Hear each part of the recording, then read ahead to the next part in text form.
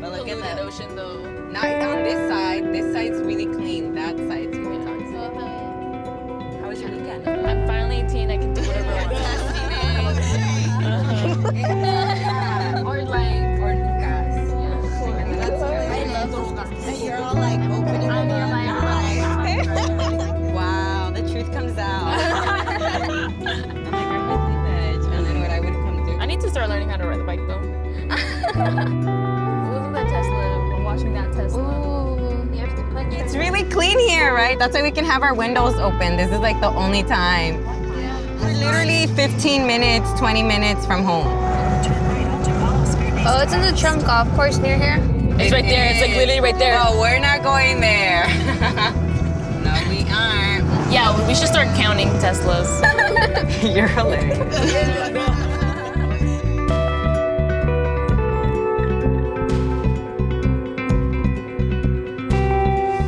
It smells sweet. So different. It smells sweet. like happiness. If you look down there, it looks so ugly. Hey, that's home. No, but like ugly, like as in the refinery, See though. the smog coming out. Yeah, from you can see it. the smog. It's all like gray. Oh yeah, you're right. It's just gray. We just didn't realize what it was until we actually were taught that, oh, that's pollution that you're breathing in every day.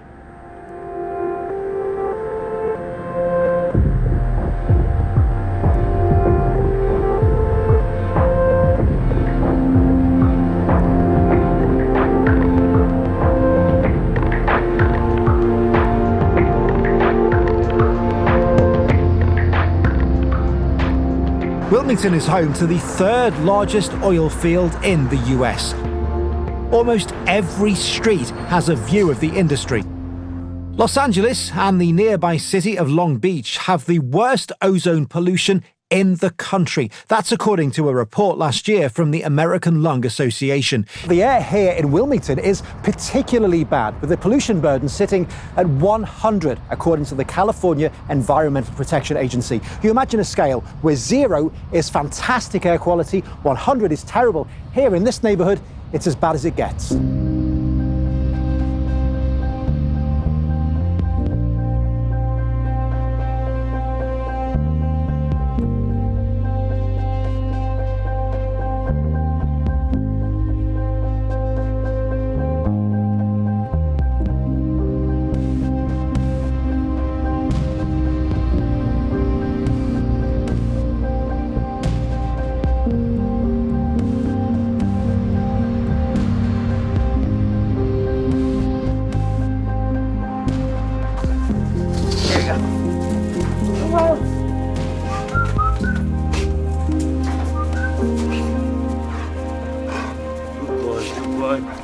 My name is Isabel Alvarenga, and I'm 18 years old. This house is really special to me because even though it's really small, for us it's like really homey, and I had my family with me. But when we moved in here, I did not know there was a refinery close to us. Las tardes tengo un dolor de cabeza. Ay, mamita, bebe agua.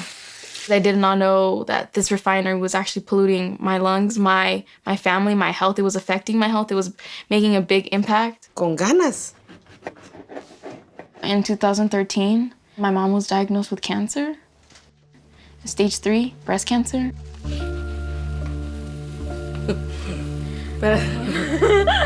Eso, así, si uno tiene que ayudarse. Eso, ya ves que podés. Obvio que Eso. puedo, pero you know. Así me gusta. I did not know what cancer was.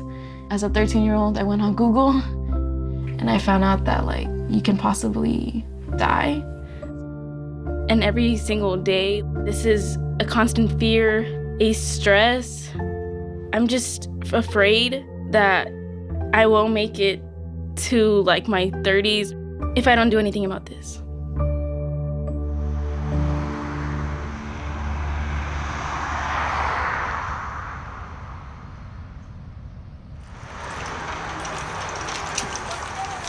My name is Ashley Hernandez. I am a organizer with Communities for a Better Environment. We are a statewide nonprofit fighting to build environmental health and justice.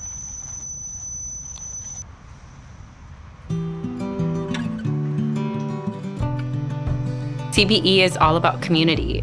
Like the people that I see, they're just like me. They're people that have families, they're people that have dreams, they're people that came to Wilmington wanting to have the best, never knowing that a threat could linger in the background. We have to recognize that our access to clean air and access to clean water, it was taken from us. There was a past where we had a clean neighborhood and healthy neighbors. And you're not just seeing a Wilmington resident, you're seeing somebody that's dealing with the impacts of one of the most contaminated and toxic communities in the state of California.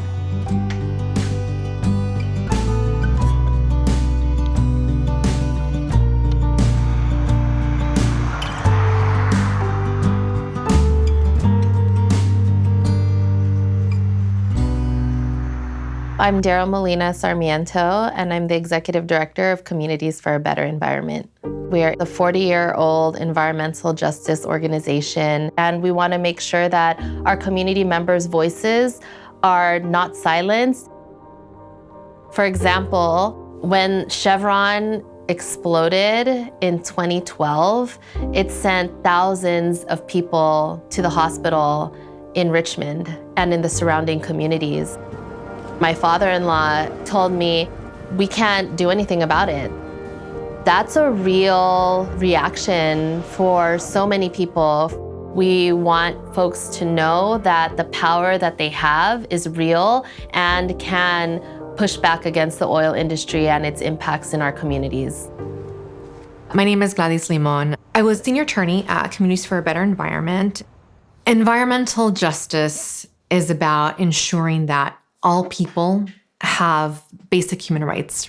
And the frontline community is literally at the front line to polluting industries. One of those communities that Communities for a Better Environment organizes in and serves is Wilmington. It is a part of the city of Los Angeles in District 15. The community of Wilmington is impacted by 5 major oil refineries. 3 of them are within Wilmington borders. These oil refineries make up the largest oil refinery infrastructure on the West Coast. There are 479 active oil wells and 154 idle oil wells within Council District 15, and that accounts for over half of the oil wells in all of the city of Los Angeles. Wilmington is impacted from the well to the wheel. We have oil drilling happening in Wilmington. We have oil refining also happening in Wilmington. We have the transportation of those oils through trains, through trucks, and through the ships. So it's a sacrifice zone. These community members' lives are being sacrificed for this industry and for this economic infrastructure. So everybody has a seat, except for Art. Get in. If y'all are hungry, like you guys should eat. Folks from Southeast, there's some cheese pizza, platos. Today's meeting is gonna be a pretty cool chance to get to know why is it that we're here, right? Like all of us in this room care about one thing, which is environmental justice. Like we believe that our communities deserve the right for clean air, clean water, clean soil. One of the main pieces that we need to look at is this fact sheet that our research created for us. The short-term exposure to the soup of chemicals from oil refineries and oil fires and black smoke can potentially cause nausea, breathing problems, asthma. Chronic exposure can cause cancer, nervous system, heart, reproductive, and other hazards. So one of the things that y'all can encourage folks to do is just know a little bit more about what's happening. How many of you all have somebody in your family with asthma? How many of y'all have dealt with cancer in your family? Bronchitis, headaches, nosebleeds, scratchy throats, nausea.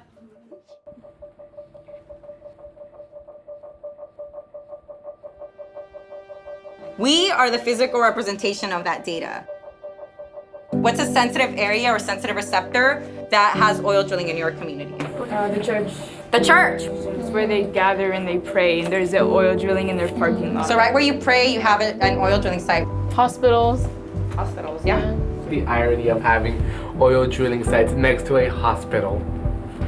For real. It's not that great, right? The emissions coming from oil drilling sites are not creating healthy people. And our council member has yet to do a single thing about it. These are symptoms to the environmental injustices we have to deal with every day. But it doesn't have to be like that. We're gonna demand LA City Council create a 2,500 foot buffer zone between community sources and oil drilling wells. Our lives are not up to these agencies and to these politicians. It's up to us to make sure that we have our justice in our communities.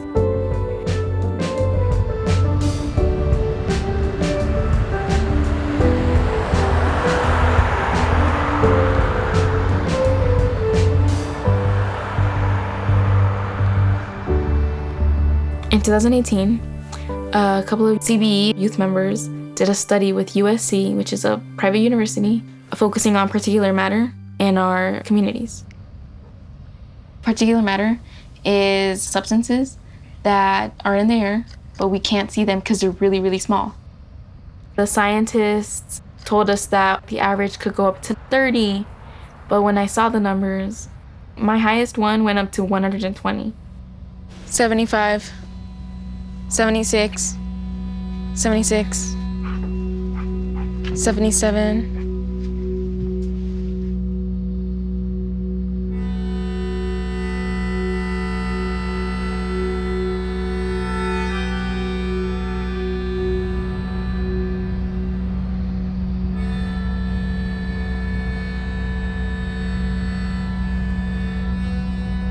In Wilmington, these oil drilling sites are in backyards. It's really scary. Or like 5 minutes away from my house, and they operate for 24 hours, every day.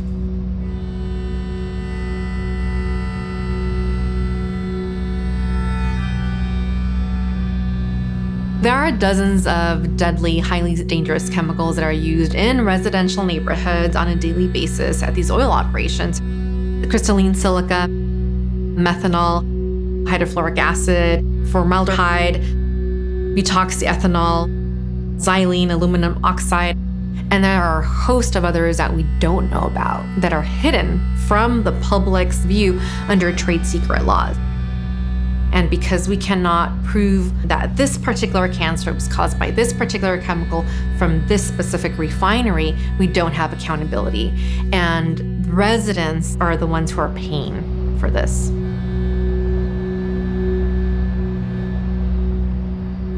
You open your garage, right there is an oil drilling site. You're washing your dishes, right there is an oil drilling site. You're at church, in the parking lot, there's an oil drilling site.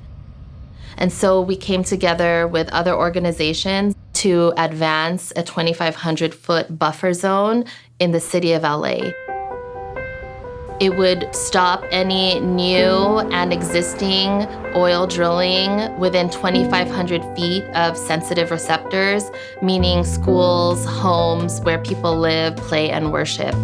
We're gonna have a call to action at City Hall for a 2,500 foot buffer from oil drilling sites to spaces like your homes. So if y'all are down, we're gonna be having a lot of people come out. We're gonna be making a lot of noise because we really wanna make sure that the city passes this ordinance. It's really up to our communities and our concerned residents to get this policy passed. Okay. Awesome. Thank you. You have a good one. Nice day. Environmental justice is possible. And so that's why it's very important that frontline communities make sure that we're at the decision-making table and we're challenging anything that's gonna affect us. Can we take a minute of your day really quickly? Okay. Yay. Okay, so we got one down. Whenever I do canvassing, the biggest obstacle is making sure people are engaging into the community, because without the folks from Wilmington, we can't do anything. I wanted to leave you this just because you have oil drilling near your neighborhood. There's a church over there that has oil drilling. Yeah, they do. Yeah. You know, there's a daycare around here. It takes a lot of time to build trust with our community. You just have to learn to be in spaces that are challenging, be in spaces that are different, because we know if we're not there, nobody's ever going to see us, and we have to be heard. Y'all don't want to listen to us, but you guys have to at least take notice that residents in this neighborhood want these changes. We need action that's deliberate and that's going to transform our lives. What is it that you're looking exactly? Like, what is it that you want from us? You can help us sign a petition. I'd rather not. Okay, no worries. No worries.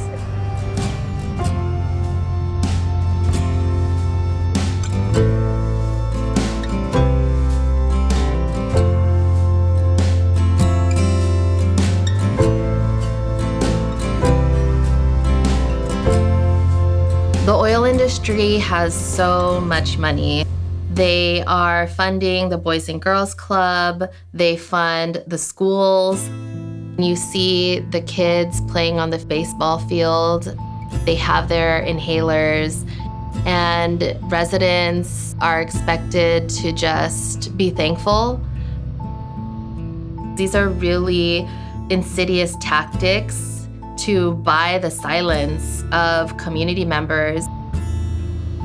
You know, when I've spoken to public health officials and elected officials and their staffs, they will be the first to say, I wouldn't have my children living next to these operations. I wanted to address community concerns about the perceived level of danger about having so many petroleum facilities in close proximity to our homes, neighbors, and families. I will do everything in my power to make sure that those of us who live nearby will be safe. But we must remember that it's private property. Just because you don't like your neighbor, it doesn't mean you can force them to move.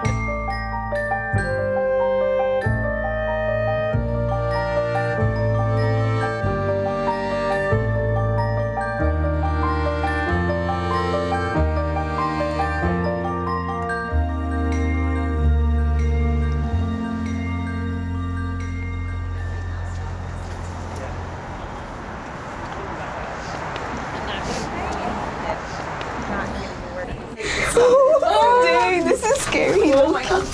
The thing is, you have 1 minute to tell them like why you're here. I feel like at the end you need to make sure you call them out. Yeah. I'm Beatriz Carrillo. I'm 16 years old. I've lived in Wilmington my whole life.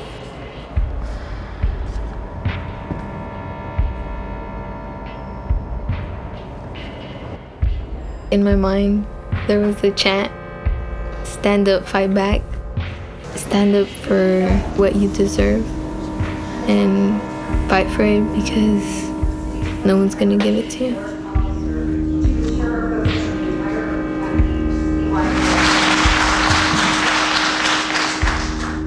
I'm Beatriz, a junior at Port of Los Angeles High School and a Youth for Environmental Justice member with Communities for a Better Environment.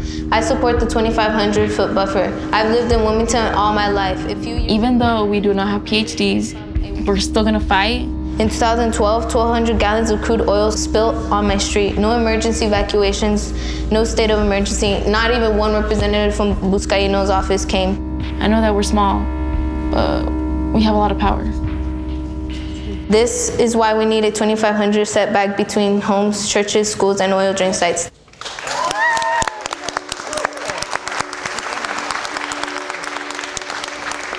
I felt relieved that I said what I had to say. I feel like I made a difference, and I would do it again. I would do it 100,000 times. Young people are able to see things for what they are. Youth are leading the fight. This is a call to Councilman Joe Buscaino. Where have you been? Why have you been quiet while we face this threat? The youth don't back down, they fight back.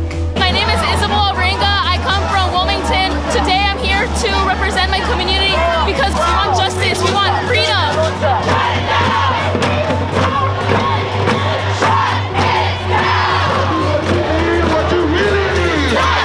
We do not take our futures lightly. They are the ones that are experiencing it every single day. And their fight is for their community to thrive. I believe it is a basic human right to breathe clean air and have access to safe drinking water.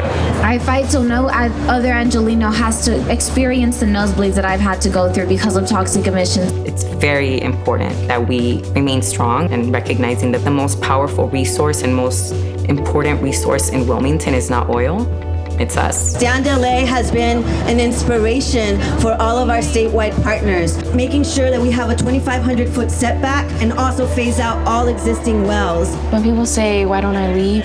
We just go to another state. I just answer, why am I gonna leave the bad stuff here and just move? I need to change this.